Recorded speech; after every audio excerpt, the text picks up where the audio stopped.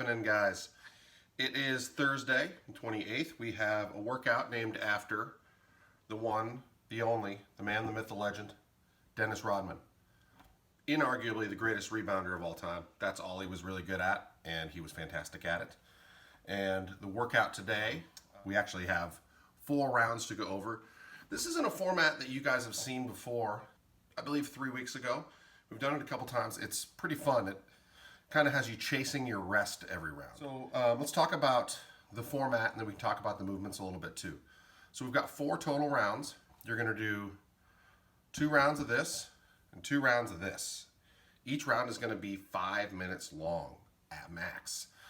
So what you're going to do is you're going to do this round from 0 to however long it takes you. If it takes you 3 minutes, sweet, you get a 2-minute break until you restart it at the 5-minute mark.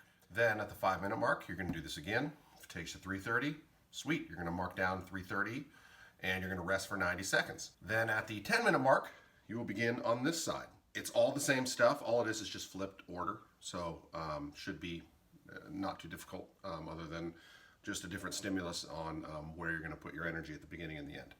So same thing, you're going to keep track of that. And then on round 4, which is going to be from the 15 up to the 20-minute mark potentially, that's what you're going to be looking at. For this workout, again, you will have 4 different scores. The goal is to give yourself at least around a minute of rest as you go. So if you're at 4:30 in the very first round, I would modify. And Coach Cat has put in some very extensive notes on ways to modify these workouts.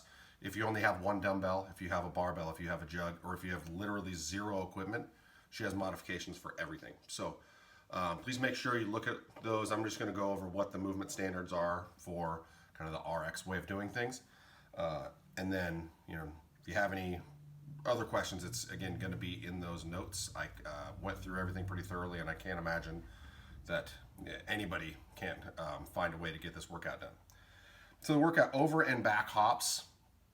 So if you have a dumbbell or whatever it is, you're going to jump back and forth 1, 2, 3, and you're going to do that throughout the workout. This is a very high intensity jumpy workout. So you're going to do 21 hops 3 different times every round.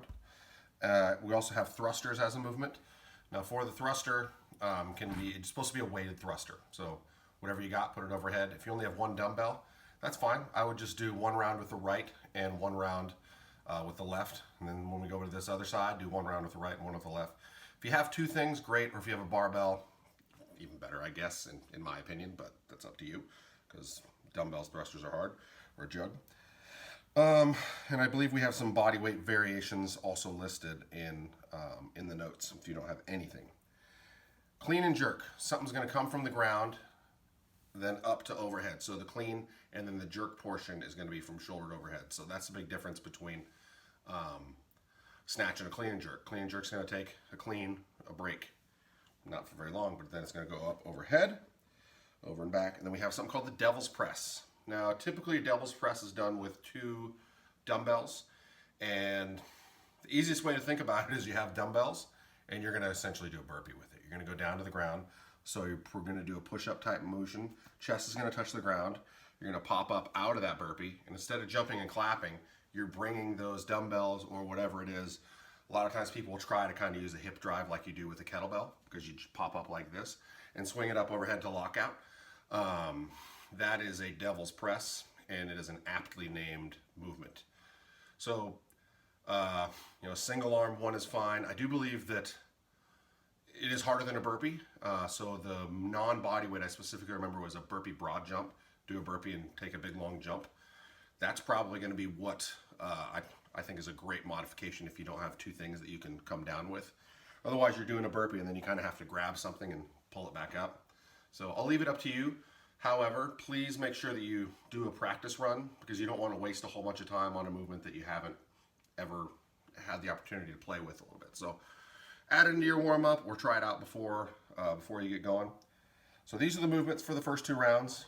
It's the exact same movements for the second set, just flip. So instead of finishing with the devil's presses, it's the first movement you're going to start with after the hops over here. In this same rep scheme, so it's 6 and 6. This one starts with 12 thrusters, that one ends with 12 thrusters.